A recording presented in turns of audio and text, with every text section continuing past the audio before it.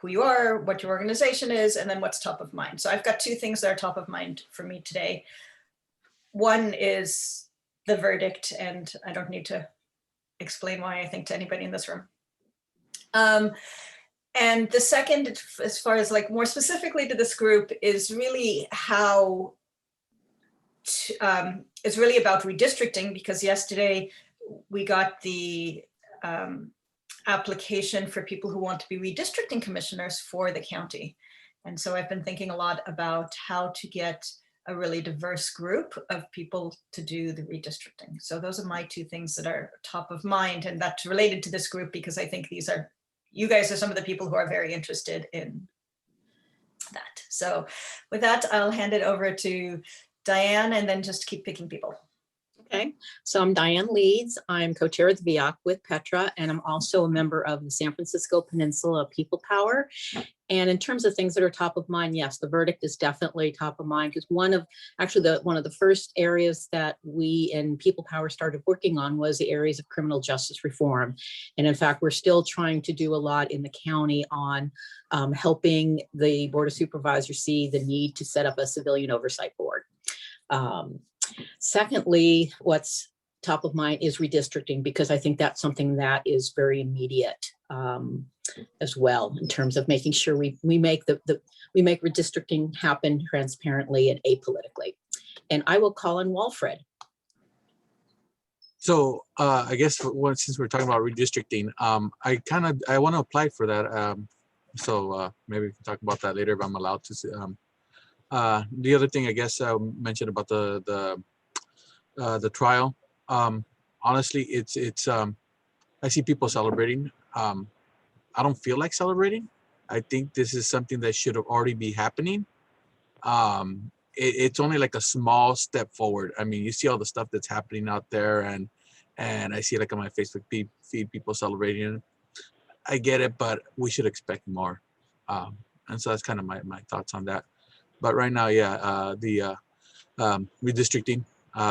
I'm glad that the League of Women Voters is doing this, and I think we need to hear people that are selected. We need to have a variety of voices, and it has to be diverse, and people who have a deep understanding of certain areas around the county. Oh, and let me call on Marnie.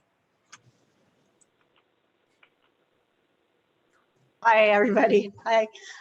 My name is Marnie Rubin, and I'm with the League of Women Voters of South San Mateo County. So thanks, Walfred. I agree, top of mind. I was just thrilled yesterday in some ways and sobbed and everything. But this is not justice. This is just accountability for one particular person. So we have to keep working for justice for everybody. So with that, I would like to say I'm the director of voter services with the League. We're doing a lot of work with redistricting, but I'm not working on that piece of it. We're doing we've always done a ton of voter reg and voter education. So one of our challenges this year will be the fact that, there's not necessarily a big election. So we have to keep people engaged, but it's a good year for us to plan to how to outreach to parolees. We'd love to help out with that. I've done a small bit of work there, and working with other underrepresented groups. We want to continue to do that this year in Redwood City, East Palo Alto, and Bellhaven. Keep really extending those partnerships. So we're excited about the year, but also have a few challenges. So I will call on who is next. David Pollack. Thanks, Marnie. Second to what everyone else has said. Also top of mind for me, we have almost 2 years to look at this campaign finance reform at the county and city level. A lot of money has been going into local races. Even more money is going to be going in, especially now with the DA's race, especially, and support by the police unions for the incumbent will be very interesting. Also, beyond voter registration and voter education. I see it's really important for voter engagement and empowerment to the extent that more in our community can decide to run for something. It's more transparent. It's easier to access, not just on the fundraising, but that it's clear that their voice will be heard in the community if they just decide to run for one of the many offices, the seats that are open. And I will, Pam, did you go yet? Pam Jones? No, I didn't. And thank you, David. Good morning, everyone. Pam Jones. I'm a resident of Bellhaven neighborhood in Menlo Park. I am a core member of Menlo Together. And my focus right now is strengthening representative democracy through deep civic engagement and government transparency. And I'm doing that through having developed and running a program called Kitchen Table Chat for the Bellhaven residents only, so that we can educate ourselves on the political process, particularly how city government operates. And that's the big piece about transparency. A key there is recognizing that the government entities have a way of using language that is not compatible with the residents they're supposed to be reaching, and helping people to understand that's by design and not by accident. And my other focus, which is really critical, is in redistricting and the transparency around redistricting, which as we can see is a challenge. And the last thing I really need to say this about the verdict, which should have been what it was. And I've been on the planet long enough to remember all of the previous ones. But I'd like to leave us with this thought around policing. We often say there's not a problem. But I say that I treat racism as a virus, no different than COVID-19 or any other virus. So we don't say because I haven't had COVID, I won't get a vaccination. So I say just because we haven't had any violence, say in our city of Menlo Park, doesn't mean we don't need to have deep police reform. And I'm going to call on Linda Wolin. Oops. Good morning, everyone. I'm Linda Wolin. I'm a senior legislative aide with Supervisor Dave Pine on the Board of Supervisors. And lots of things on my mind, but top of mind is we're still really working on, response to COVID, and particularly in kind of going to maybe what you'd call phase 2 of vaccine outreach. So we worked really hard. Supplies, I think everyone knows, has been super limited. And I think the county's been really, really trying to get vaccine access for our most underrepresented groups. And I'd make the observation that, it's the same communities that we were reaching out to with VEOAC when we first started this group, same communities that we were trying to get involved in census and be counted in census, same communities that we want to make sure are represented in the redistricting process. And we're trying to get vaccines to the same communities. And it's really a challenge. And I think we sort of did, I don't mean to dismiss it, but low hanging fruit in the vaccine uptick has been accomplished. And we have really good percentage. I can't remember, but it's something like 55 or 60% of eligible adults have been vaccinated, but it's kind of the next phase is going to be really, really hard and incrementally take a long time. So that is always top of mind. And then of course that affects everything else. So economic recovery, participation in civic life, when are we going to go back to public meetings and all of those things. So that's kind of one issue that it hits 6 or 7 different issues. So I'll just leave it at that, but thank you. And I will call on Elsa. You're muted, Elsa. It so annoys me when other people forget to unmute. Apologies.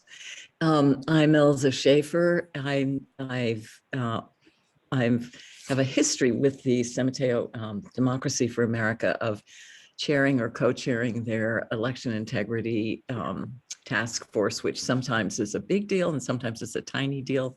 Right now, I'm working extensively and have been for 2 years with something called Reclaim Our Vote, which has worked with 8 target states in the Southeast and South to alert people of color who've been taken off the voter rolls and to show them how to get back onto them, and then calling them to remind them to do so. And we started an election protection group I did with 2 other people in the end of last year in October, when we saw what was happening in a lot of those southeastern states.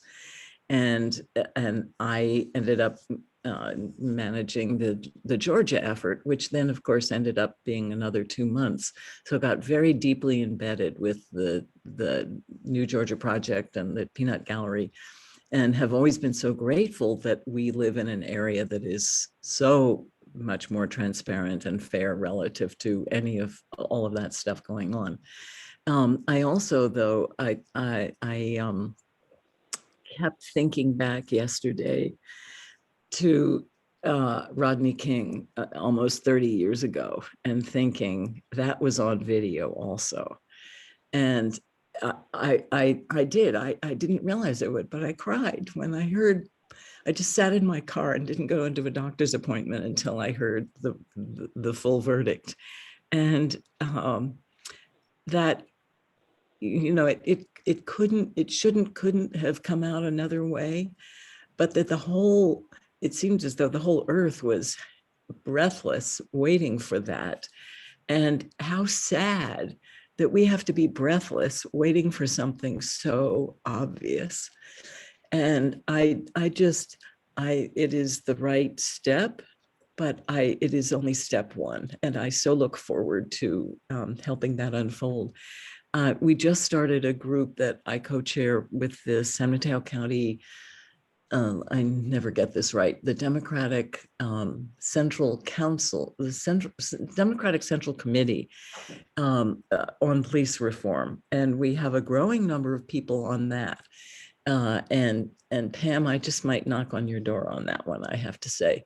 And we have 1 policeman too on it, which I think is a good thing, where our objective is this year to, and I'm so glad that Linda was here also for this. Our objective is to make sure that policing is fair and done with, treats citizens with dignity, that we adopt as many of the 8 points in the George Floyd legislation that passed the House. Elsa, I'm going to cut you off. Sorry, because we have a lot of people and we need to get through. But I do definitely want to make sure everyone has an opportunity. So we'll. I'm so sorry. Yeah. No. It's fine. Clay, do you want to go next?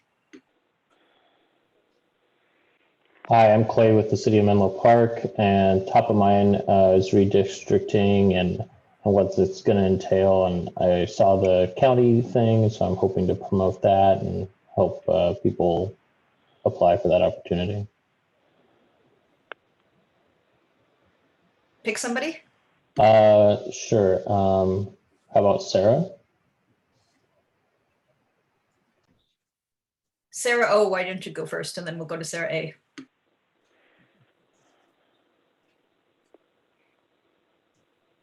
Sarah O's on a. Okay, never mind. We'll start with Sarah A. Yes.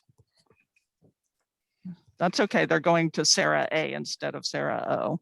But... Okay, good morning, everyone. I'm Sarah Ghazali from Thrive Alliance. What is off my top of my head actually to help facilitating useful session for the topics that you've mentioned that are highly important to our communities.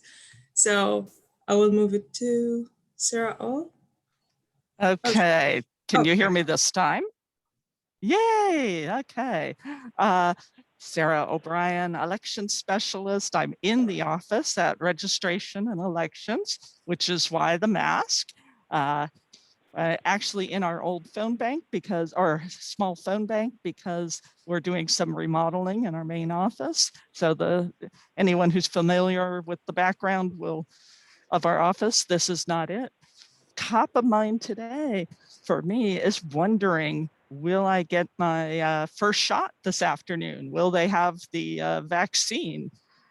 So far, yes, I got the appointment for today, but we'll see. So, and of course, I appreciate everyone else's comments, and that's second in mind after my own vaccine today.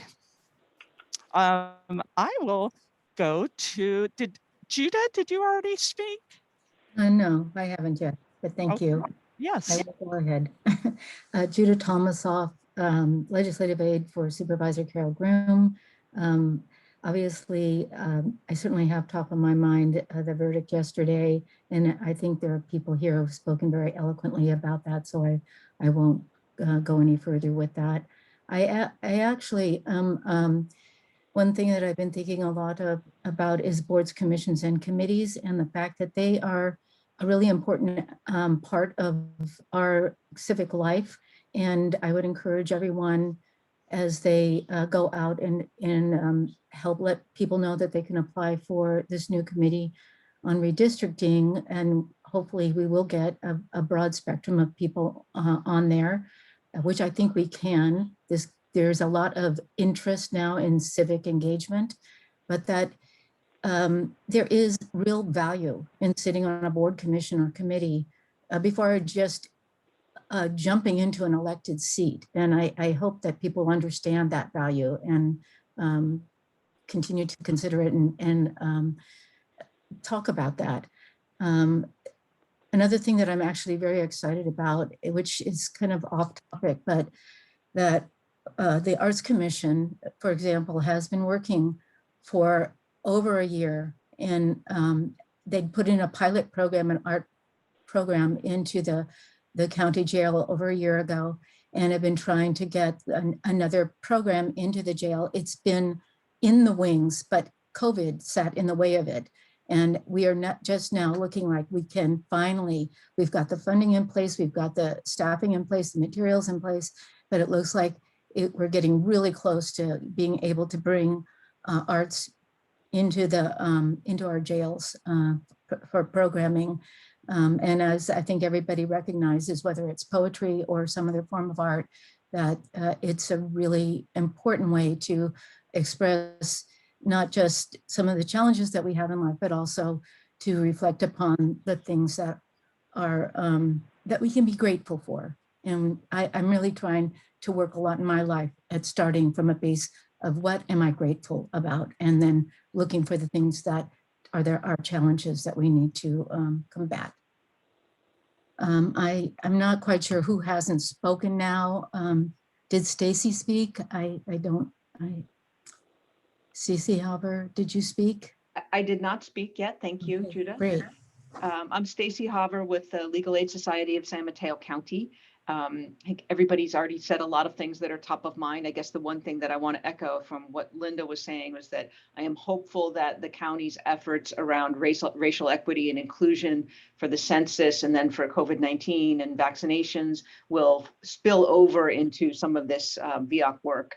As we know from listening to organizers, showing up just before the election is not helpful in communities that are lower, typically vote less frequently, and being there throughout the difficult times, as the county has been, and as all these advocates have been recently, is what's going to make a difference. So I'm hopeful about that. And Stacy didn't pick someone, so I've been paying attention to who hasn't gone yet. So Lalo. Sorry. Hi, good morning. I'm Lalo Gonzalez with Youth Leadership Institute and People's Alliance of San Mateo County. This is my first meeting, so I'm mostly here to listen, but top of mind I have people have shared was the verdict, also Makia Bryant, and youth voter turnout in general. And I'll pass it over to Diane. Yeah, so I'm Diane. I'm an intern for Avenues Consulting, and we're here to help increase voter turnout and civic outreach, especially to reach communities of color within the county. And we've already seen that there's been a growing demographic of diverse groups. That's why we're here today. And is there anyone I can pass it on to that hasn't gone yet? Ben and his COVID beard. Hello, thank you for that introduction, Petra. I'm Ben McMillan. I'm the systems change advocate at Center for Independence of Individuals with Disabilities. I'm also a member of the VEOAC and the VEOAC. I'm excited about getting the 40 Tower Road facility moving in terms of ADA upgrades. We got that on track. I also want to acknowledge what everybody else has in the verdict yesterday. Hopefully that will put our society a little bit on a better path when it comes to those types of issues, even though we have a long way to go. And in terms of voting, was pleased by the voter turnout of the presidential election, just in terms of the accessibility of the election, and hopefully we can continue down that path and make it even more accessible for residents of San Mateo County, as well as throughout California and the United States, of course. And I might need some help passing, but let me give it my best shot real quick. And we can go to Walfred. How about I change it to Dave Pollock? I already went, but Ray, did you go? No, I have not. Thank you so much, David. Hi, everyone. My name is Ray Latios. I am part of the San Mateo County Latinx Democratic Club. I'm one of the co-founders and currently one of the e-board members. One of the things that is top of mind for me is kind of improving the voter share and voter registration and voter turnout of Latinos in our county who make a huge chunk of the electorate or potential electorate. So I'm definitely have that top of mind coming to this group. As for my peers back at the club, they definitely have this commission to redistrict the supervisorial districts in their top of mind as well. So I'm here with that in mind. Thank you. And I will pass it to. How about Brent? Thank you. Thanks for the assist. Hello, everybody. Good morning. Can you hear me? Yes. Great. Thank you for allowing me to introduce. My name is Brent Turner. I'm the co-chair currently of the San Mateo County Democratic Central Committee Election Integrity Group. And my top of mind currently, I'm working with Congressman Swalwell regarding some legislation on the federal level. Our position is, in order to invoke confidence amongst the voters, it's best practice to have a voting system where you can plainly show the loser that they lost. It's an interesting perspective, but as we saw with the Trump folks storming the Capitol, we're in desperate need of an ability to explain plainly to the loser that they lost. So with the current systems, we have technology, proprietary software that is not our friend when it comes to transparency.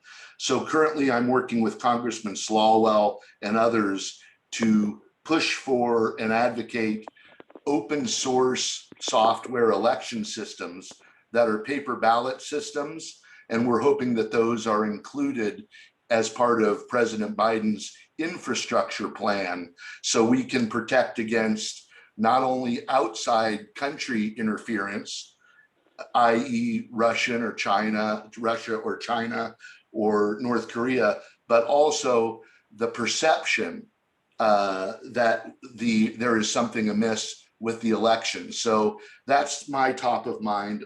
Thank you very much for including this piece, the software piece, along with the audit piece and the paper ballot piece of securing elections. The software part is commonly left out of the conversation. And this work started right here in California. So again, thank you for your time. Thank you, Brent. I'm going to go ahead and pick the last couple of people because see if I can figure this out. But I think we've got Valerie, Michael, Roxana, and somebody on the phone. So Valerie. Sure. My name's Valerie Morishige, and I'm with Field Team 6. And top of mind for me is AB 339, which I'll be lobbying for at Senator Portantino's office. And if you don't know about that, that's allowing public comment to continue on Zoom spaces, and also allowing for language interpretation if requested in advance. And the other thing I wanted to raise up is I just saw Collective on Hulu last night, and it is an amazing documentary that kind of shows how institutional change is really difficult and what that looks like from different positions within society. And it was just mind-blowing. So if you're into social change work, as I think we all are, I think it's a really great watch. So that's my recommendation. And the number of the bill, I can't remember, is it 339 or 399? 339? Okay, we are totally excited about that bill because we think that, We Thrive, we think that the idea of continuing public comment, being able to be remote, is something that just increases democracy. So it's a great bill. And if there's anything, Valerie, that we can do to help support your work on that, let us know. What did I say? Michael and then Roxana? And there's the mute button. All right, good morning, everybody. My name is Michael Louie. I'm an election supervisor with the San Mateo County Elections Division. What's on my mind is, of course, always elections. So we have 2 elections currently going on. We have a special election on May 4th for the Portola Valley School District. And we're also working on, I think it's the candidate filing period for the Samsara board retirement that we're running for. So it's, we have 1 candidate for that election so far. So it's always busy. And of course, what's always on our mind is the recall election and potential of that. Looks like it probably will happen, but we haven't received official word yet. So busy times. Thank you. Thank you. Roxana.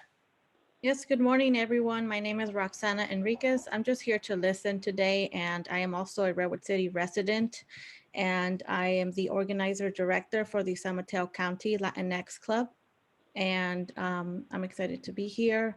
I guess a word that describes how I feel right now is encouragement, motivation, and hope, and move forward. I think that yesterday when we heard the news about guilty, I think that although we might feel or think that it's not huge, I think that for the African American community, it is huge.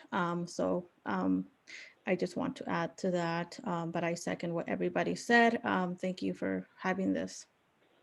Thank you for coming. There are 2 people who are on the phone and I have no idea who you are. So the one who's ending in 6666, Yes. 6663. Who are you? Mike Levinson.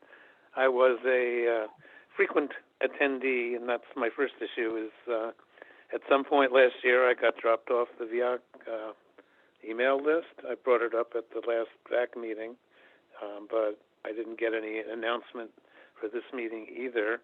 I happened to get an email from somebody in another coalition that I'm in that referenced this meeting at 8 o'clock last night, and that's why I registered. But I don't know who's in charge of that, but I'd like to get back on the list of people who get notified when these meetings occur. We will fix that, Mike. I'm so sorry. Yeah, I think when Mindy left, that's when I got dropped somehow. So it may be an administrative issue. Anyway, I know maybe almost half the people in this meeting from various places. Ben and I work with disability groups, many, including CID and the Paratransit Council. And I originally found out about this through the VEOAC with Sarah, Michael Louie, and I'm with the ACLU. We're working on a number of bills, including 339, which is a high priority for us. I just lobbied Phil Ting on that bill Monday, and it affects me directly because of my sight disability. I guess I would also say hopeful about the verdict yesterday, and I assume most people know that Roger Allen got shot and killed in Daly City 2 weeks ago, where he had a flat tire, and the police officer came up and offered assistance, and then for some reason 3 or 4 more police had to show up, which we don't know the answer yet.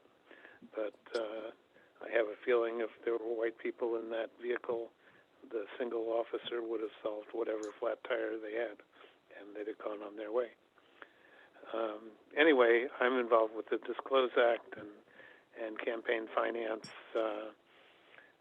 There's also a police action that we're emphasizing at the ACLU that would allow California to decertify officers who do what Chauvin did.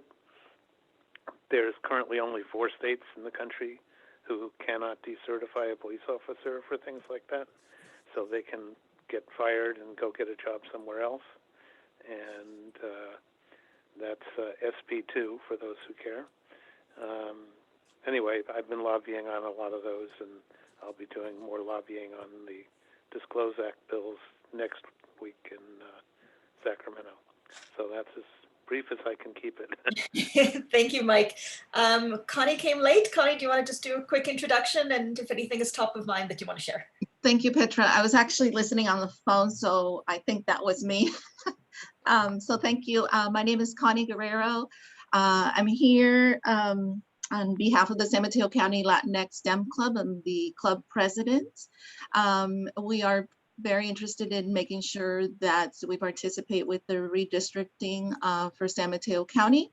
I'm also the founder of We Vote Redwood City, which is a project to increase voter participation in Redwood City, East Palo Alto, East Menlo Park, specifically in communities, in the Latino communities and communities of color.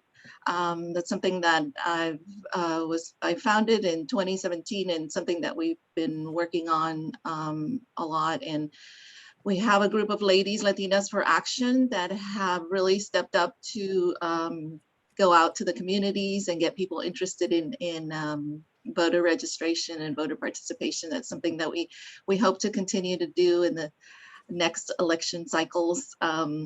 So I am, super excited that we have these meetings, and I'm super excited to be able to get them to participate in some of these meetings, because that's part of some of the leadership training that we're doing with them.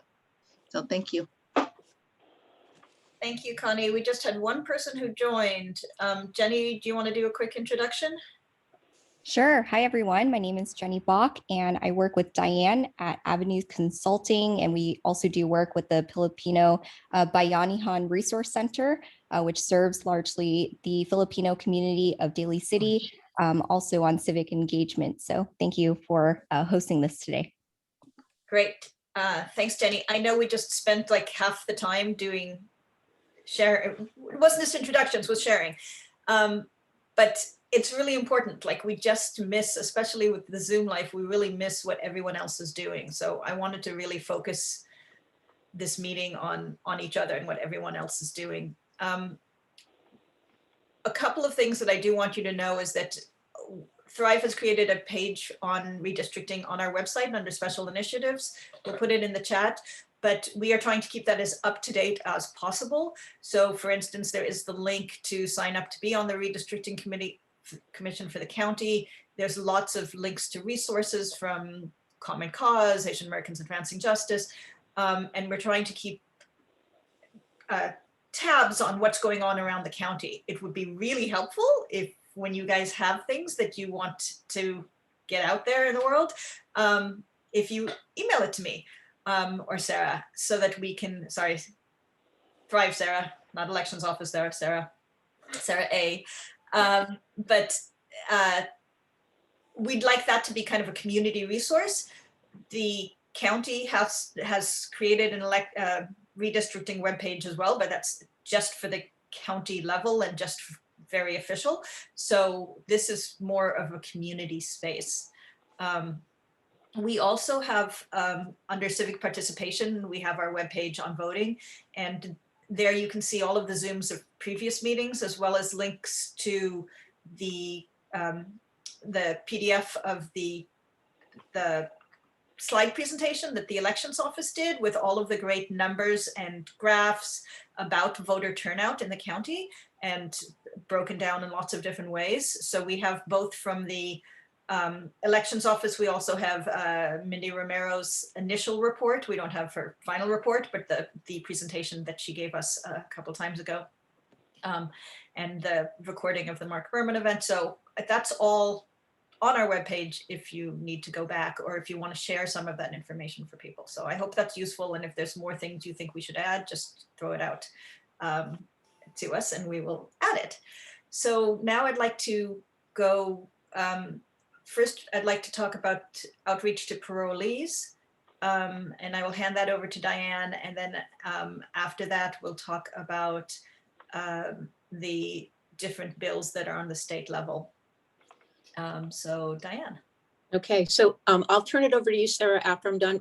Basically what I wanted to report on was I attended a webinar, and I think Linda was the one who forwarded the invitation from the Public Policy Institute of California. It was held on April 8th, and our new Secretary of State, Dr. Shirley Weber, spoke during that webinar.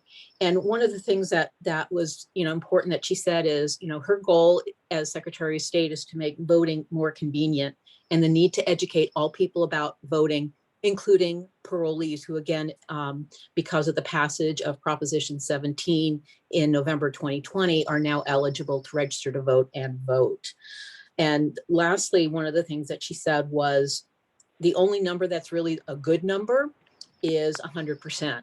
So even though we had 81% of registered voters in California voting and only 71% of eligible voters, anything less than 100% is not good in her mind.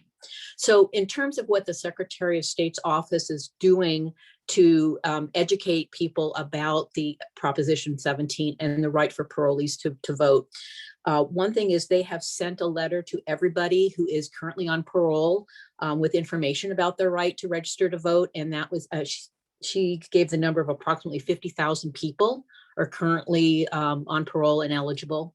The other thing that they're doing from the Secretary of State's office is they're sending letters to the Department of Corrections to update and educate parole officers about Proposition 17, since they're the ones that have direct, interactions with parolees.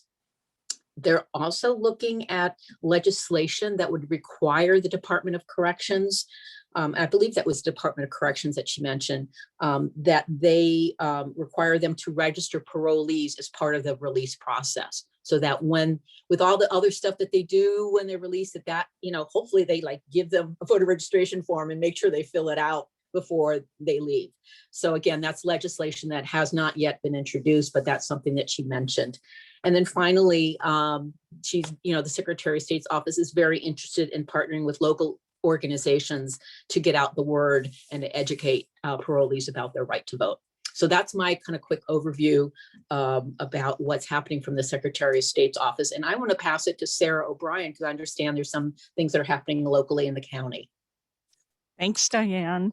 And I'd say that, of course, we want to hear from the VEOAC about any ideas, suggestions for contact with parolees.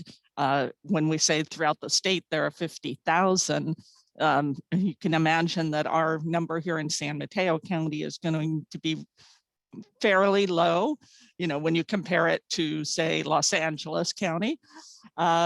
We've spoken in the past with the folks at the David Lewis Reentry Center in East Palo Alto, to let those coming out of jail know about registering. They also work with people who come out of prison. So we'll be sure to ask them to let their clients know about registering. With COVID, from at least last fall, the David Lewis Reentry Center hasn't been open. Their calls were going to Service Connect, another county agency, but as you can imagine, in-person or even meetings are probably fairly limited.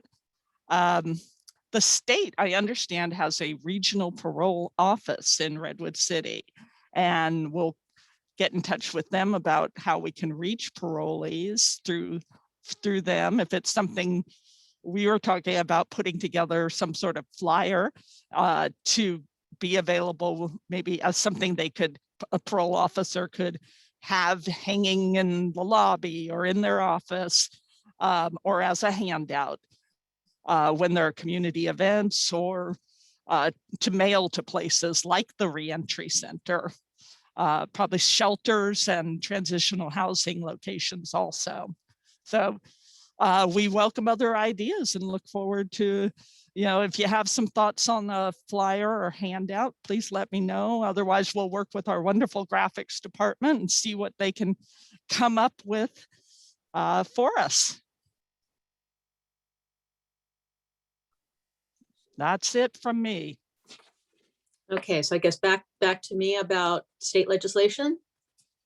Okay, so if you remember, let's just ask, is anybody else, is there anything, Sarah, is there anything we can do to help you with that? Will you bring the proposed flyer and stuff to us so that we can look at it? And are other people working on this in any other way? I mean, any suggestions for how to reach parolees? I mean, it's wonderful that the Secretary of State's office has sent out mail. Nowadays, the way people get so little mail, they might actually open it. So we'll be hopeful on that. And yes, we'll bring the, whatever we can come up with as a draft flyer. And maybe the comment here of, do you think a handout is more effective in something like this? Or, is some sort of, larger poster image more helpful? When people are released, do they get something then, like a package? I don't believe so. Because it seems like that would be the time. Right. I think that's what the Secretary of State, Diane. Yeah. So I think that's what what they're trying to do with legislation requiring it as part of the release process. So I don't think there's anything set in stone. So maybe it depends on where someone is getting released. So I'm actually curious, is anyone aware of any specific organizations in San Mateo County that target, people that are coming out of state prison or parolees, that again, as part of their outreach, that this could be something that it can be added to their list of things to talk about? Did anyone know of any organization? Because again, I'm not aware of any that specifically target that population. I mean, some people will go through Service Connect looking for work. But again, right now they're not working. Right. Diane, this hasn't happened yet, but the social justice group of San Mateo County Democracy for America keeps trying to get to understand more about what does happen within the jails and things like bail before they get there, et cetera. And I'm going to take all these notes back to them because that's something that I think I would love to follow up on. So thank you for bringing that up. Hi, everyone. It's Marnie. I had a quick comment. I misspoke earlier when I said we were working with parolees. I do apologize. We worked a little bit with incarcerated individuals in trying to get them registered last year. So, but I would like to offer that, as I mentioned before, we're looking for projects. We're looking for things for our volunteers to do. We may have a budget starting in June with our organization to hire some community organizers. So we need things for them to do. So we'd be happy to help, do some research on this, offer our resources to help parolees specifically. This sounds like a great project, so I'd like to just offer that to anybody who's I mean, it would be great even just finding out where those people congregate, so that, because I think that's the challenge is where do you find them in the community so that you can talk to them. Because I remember, back in the pre-COVID days when we could have, in-person events, when we were at the Indigenous Peoples Day Festival in East Palo Alto, and we actually, back then, parolees still couldn't vote, but if you were off a parole, you could. And we met a number of people that didn't realize that they could register to vote. So again, trying to figure out where those people are so that we can get the information to them. That would be a great thing to do some research on. So it sounds Mike, like, I have a quick question on the phone when it's my turn. Go ahead, Mike. No, just following up on the process.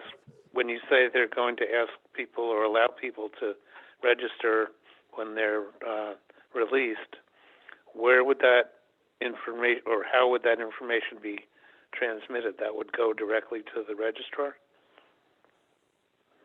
Yeah. Well, again, this is legislation. There's nothing, as far as I understand, that's currently defined as to what that process is. I think that's the purpose of the legislation, is to define what that process is. But So it will for have to someone, be sent to someone, because they're not going to literally register them on the spot. They we can't don't, do that. Right?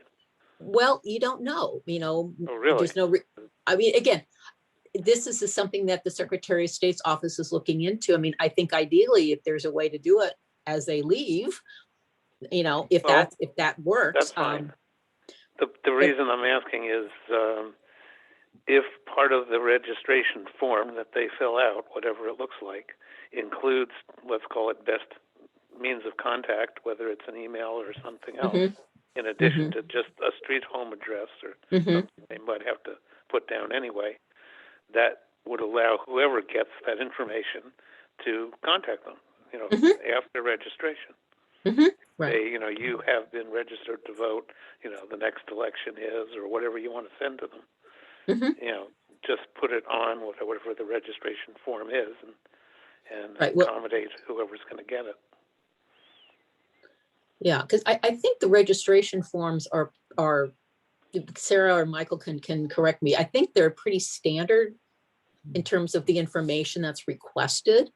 So it doesn't really make any difference. There's probably, there could be a generic one, and then they can decide which county it goes to based on their place of residence. But again, I think this is all still to be determined as part of the legislation, and definitely something to look at if and when it does come up. Okay. Just on that note, we have had to update quite a bit of our materials to, basically allow parolees to register to vote. So obviously that was a previous restriction for these voters. So we are expecting an update from the Secretary of State when we get our next order and batch of voter registration forms. But of course, if a parolee does get their hands on an old registration form, it won't cause any issues. We'll still be able to register them. Yeah, and I know the Secretary of State's, the website has been updated and specifically mentions that parolees can register to vote. Ben? I was just gonna say that Mike's question odds are that'll probably be fleshed out in the regulation process after legislation be passed. I'm just guessing. I don't have any more insights, but I'm assuming pertaining to Mike's question, that might be more fleshed out when they write the regulations of the legislation. Yeah, well, that's fine. It would just be good if they could voluntarily provide a best contact as part of that form, if it's going to be revised anyway. It's already on the form. There's places to, so there's places to put either an email or a phone number. And frankly, when we go at People Power, when we've done voter registration, and I'm sure League of Women Voters does it as well, we strongly recommend that people put down those, either an email or a phone number for contact. Great. Even though it's not required. Roxana? Yes, I just want to add, and I forgot to mention that I'm also a juvenile justice commissioner, and I sit on the commission with some of our members who have lived experience with parole, and I'm sure that he will know where do parolees, go after prison, and also I know that there are AA meetings and NA meetings that a lot of these folks attend, and those could be great opportunities to do outreach. And also other BHRS centers that, some of the folks have children as well in the system. I think that I would love to share more information. If you guys could provide me a person that I could get back to, I would love to do that. Thanks. So Roxana, I think Marnie has said that you would take some leadership role in this, but also if you could share it with me, then we'll kind of be a depository of information. But this would be an opportunity for the League of Voters and Diane also to connect. You guys can all connect.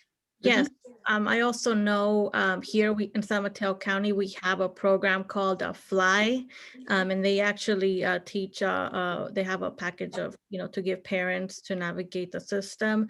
And also there's a lot of family members as well. I think that that's a good, we have that on our website as well. So I think that if there is a flyer, I'm happy to pass that on as well to the probation department as well. Thank you. Reaching out to FLY is a great idea. There are lots of great organizations doing work, and it would be terrific to try to pull them all together in one place so that we kind of have a list of all of the places we want to make sure that we get the word out for all the possible places to find parolees to get them information on how to do this. So thank you, Roxana, that's great. Petra, is that a thought to have one place on the Thrive website about, just until that's a collected group? Happy to do that. Thank Sarah's happy to create that. We'll create something on our civic participation page where we just kind of collect different places so that we can get to it. So thank you, Sarah. So send stuff to us as well, and copy Marnie as well. So, and we'll send, as we always do, we'll send a follow-up email with some notes from this session, and we'll make sure to include that so that we all remember. Yeah, and there's a lot of great suggestions. Okay, good. This is what we're here for. Get these ideas coming across. So terrific. Ben, did you have another question, or or is your hand still up from before? It's up from before. I'll try and take it down. I took it down for you.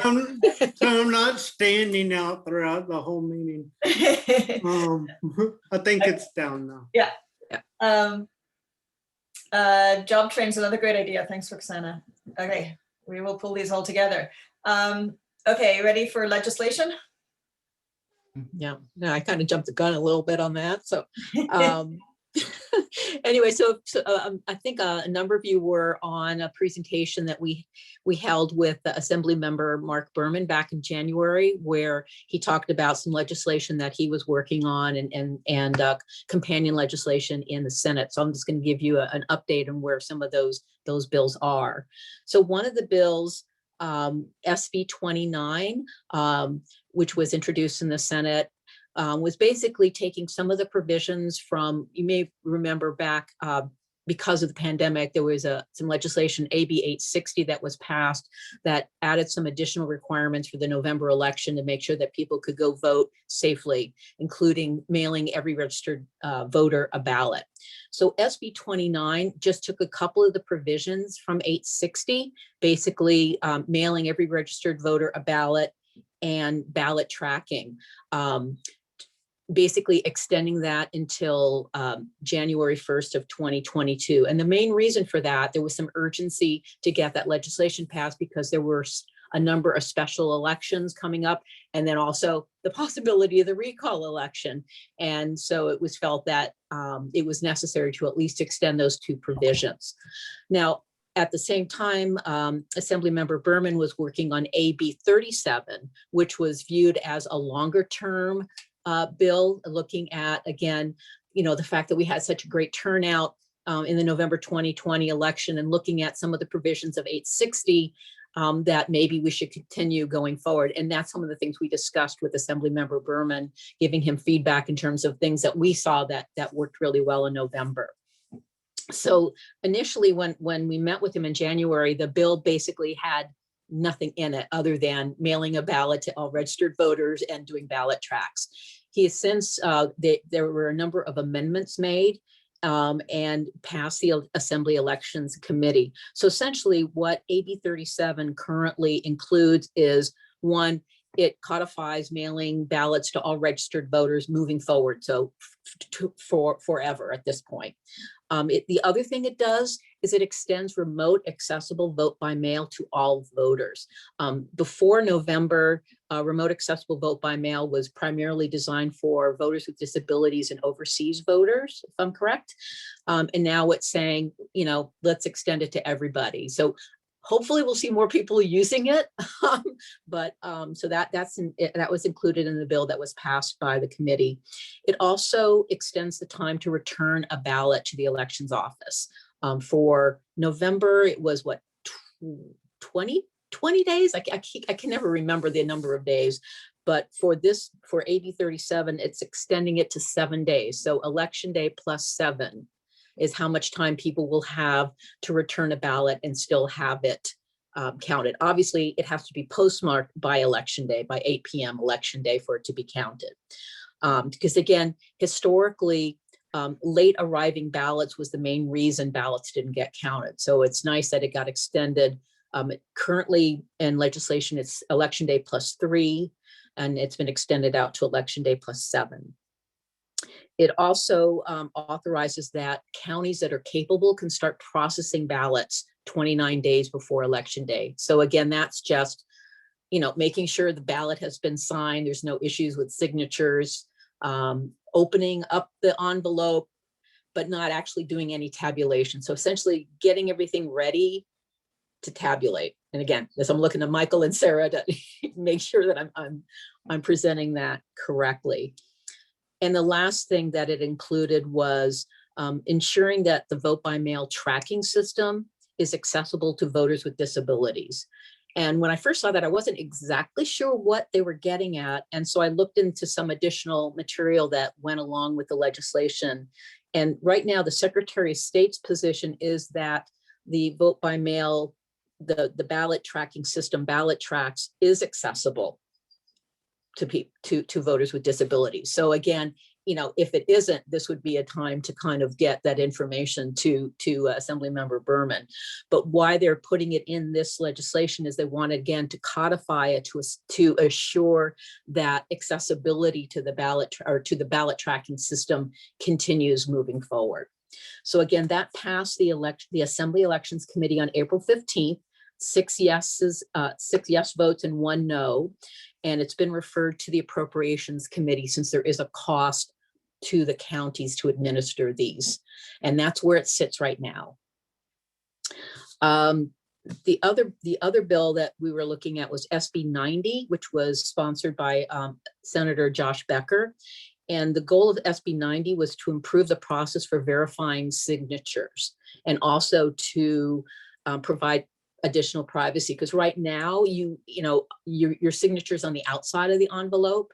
And so if there's an election observer, the point of his legislation was also to protect the privacy of the voter from people observing the elections. It's not real specific in terms of how things would be done differently in terms of signature verification from my reading of it, but it seems to be more err on the side of accepting the signature as opposed to rejecting the signature. But bottom line, so it did pass the Senate Elections and Constitutional Amendments Committee on March 15th with 4 yes votes and 1 no vote. It was referred to the Appropriations Committee because, again, it's SB 90. It was referred to the Appropriations Committee. There was a hearing on March 22nd, but it was moved to the suspense file. So I'm not really quite sure what the next step is. So there were a number of organizations that wrote to Senator Becker with some suggested amendments to his bill, basically ensuring that the legislation couldn't be undone by future administrations. But again, at this point, I assume it's just in suspense. So I guess no action is going to be taken. Again, I'm not that familiar with what that means, but obviously. Is this the Ballot Disclose Act? No, this is not. Oh. This is called the Ballots and Signature Verification, SB 90. Yeah.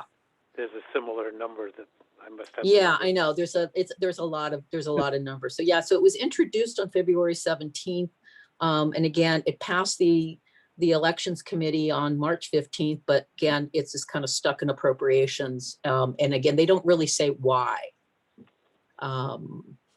So that's as much as I know about that bill. And those are really the 2 main state bills that I've been tracking.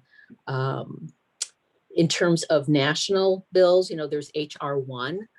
Which did pass the House on March 3rd and was referred to the Senate on March 11th, where it sits. And I don't have any other updates. I haven't seen anything in terms of when the Majority Leader Schumer is planning and bringing it to the Senate floor. I'm assuming they're trying to make sure that before they bring it to a vote, that they have the votes to pass it. So I wish I had more to say about that.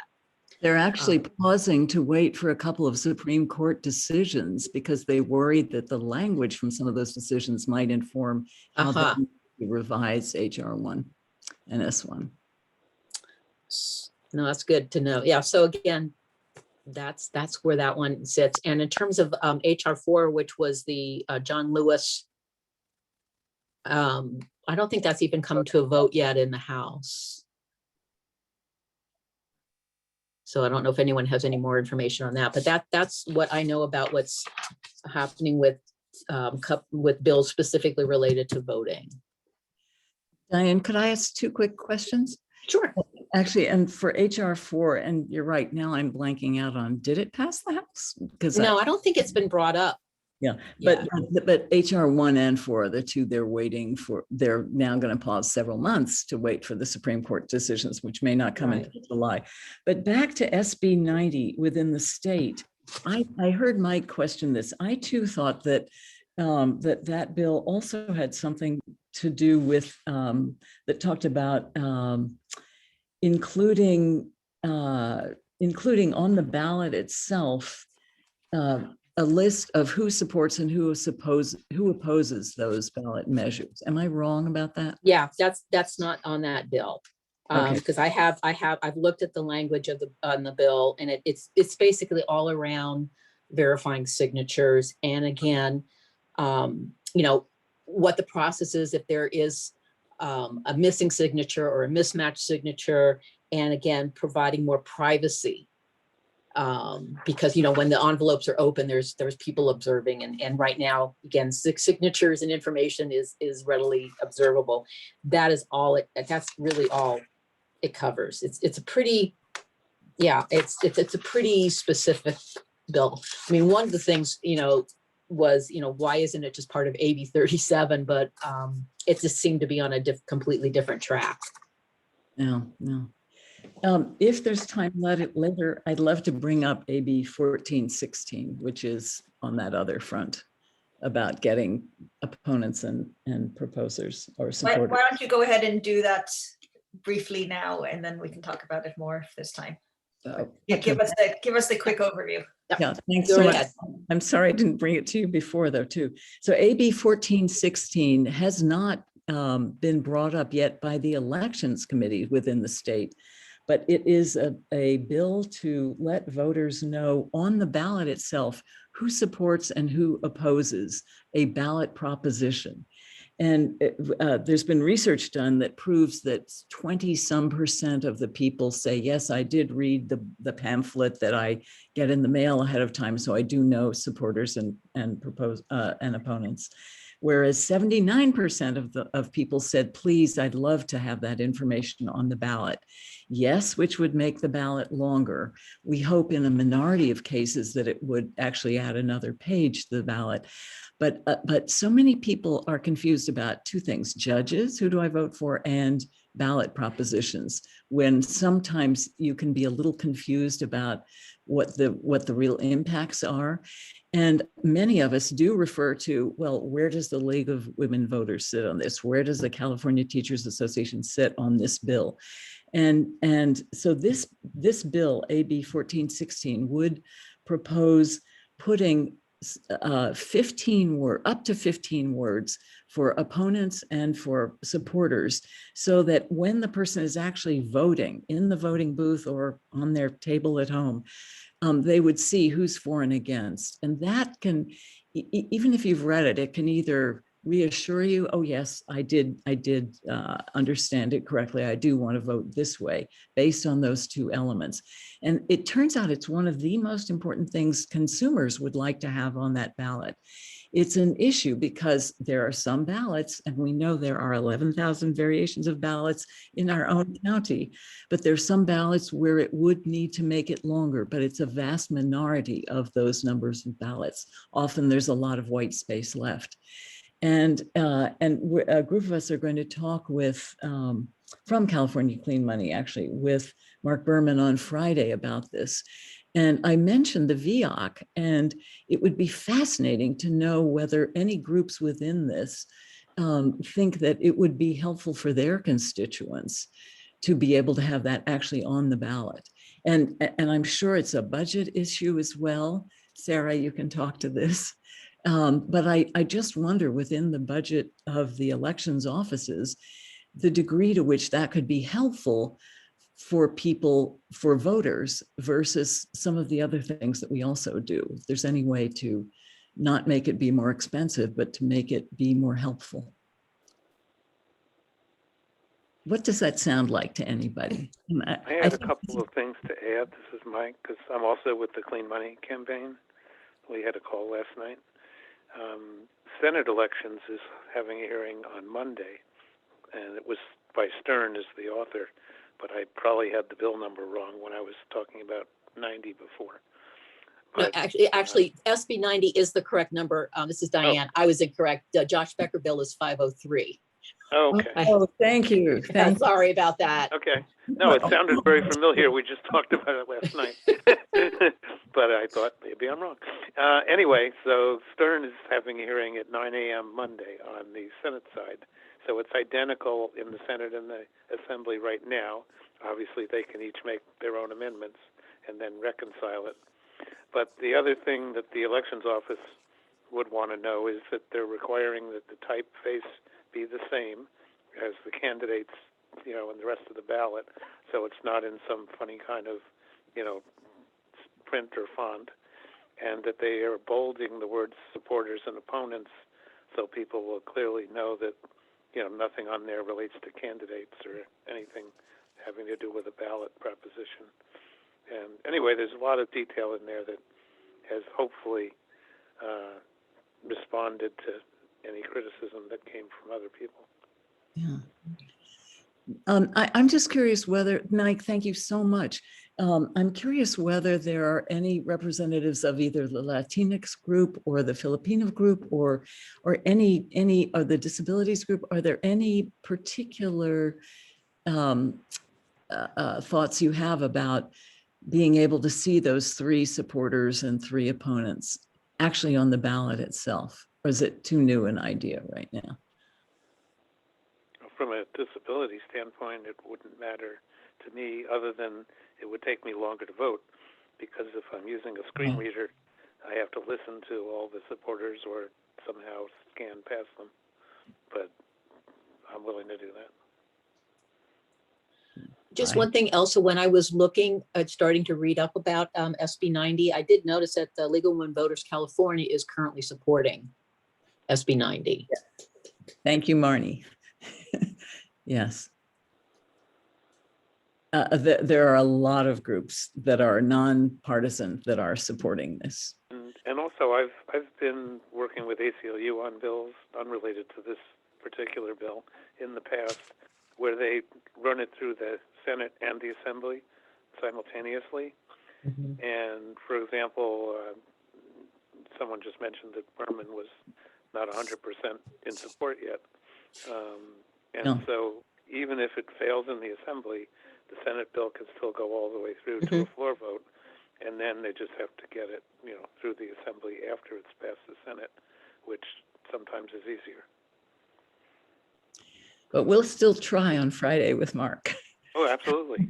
No, he's been a big supporter in the past. He just has an unknown issue. No, it's not an unknown issue. It's that the county registrars of the state said, whoa, no, sounds like a complication. And we already put that information in the ballot, a pamphlet that we mail to everybody ahead of time. And again, it's that bringing the 2 pieces of information together, the ballot when you're actually marking it with the information right there, because apparently only 20-some% of people either have read through it or have it with them at the time they are marking their ballot. So we just think putting that information, boom, right there where the proposition you're voting on is also present, could be. Especially if there's 25 things on the ballot, you're not going to remember who all the supporters are on every issue. Well, I think of the years we've had 2 extremely long double-sided pages and so many propositions, and that can be very helpful. If anybody does have any thoughts, I'll put my address in the chat, and I'd love to hear from you. Thank you so much. Thanks, Diane, for letting me bring that forth. Sure, glad. And in general, let's just keep the conversation going. When you have things like Elsa last night emailed this all to us, we'll keep it up. We'll throw it out in the follow-up email and put it as well on our webpage, on the civic participation webpage, so that we can keep talking and we can brainstorm a little bit about the best ways to keep the conversation going. We'll definitely have a meeting in a month, same time, same place. Are there other things?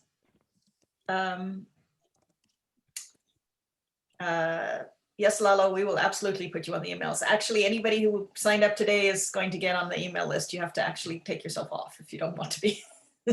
So those were our main official conversations. Is there anything anybody else wants to bring up? Because I'm sure that there's Hi, Petra. I just wanted to add, I mean, we get these questions a lot of time as being, part of the elections office, what is our stance on various legislations? And, obviously we are completely for and encourage and support openness and transparency in the electoral process. However, we usually, of course, respect the nonpartisan aspect of our office and basically take a neutral position on most legislative proposals and measures until we can really dive in and research them. Obviously, in the past, we've taken stances on like SB 450, AB 2028, the Voters' Choice Act, and the all-mail ballot election in 2015, where we really championed and pursued those. But by default, we really just take a neutral stance and hold back and really just take a watch stance to see what the CACO decides, and basically, see if they jump one side of the fence or the other, or if we feel strongly and differ from the CACO and take a stance on a measure for or against. I think currently for these two bills, 90 and I'm forgetting the other one, but the CACO is taking a watch stance. So it's usually not taking a for or against, but just watching it in case there's some edit that makes a red flag that overcomplicates our process as election officials, or is a detriment to voters as we see it. Thank you, Michael. Michael, is there is that on, like, is there a link to a web page where where it lists the bills and what the current status is? There is a weekly legislative meeting with all the election officials with the SOS. Basically, they go through all the current legislations and provide an opportunity for election officials from all the various counties to weigh in on, whether there's, like I mentioned, a red flag that would overcomplicate a process, or because most of the time there's some legislations out there that can be questionable or aren't seeing the full picture.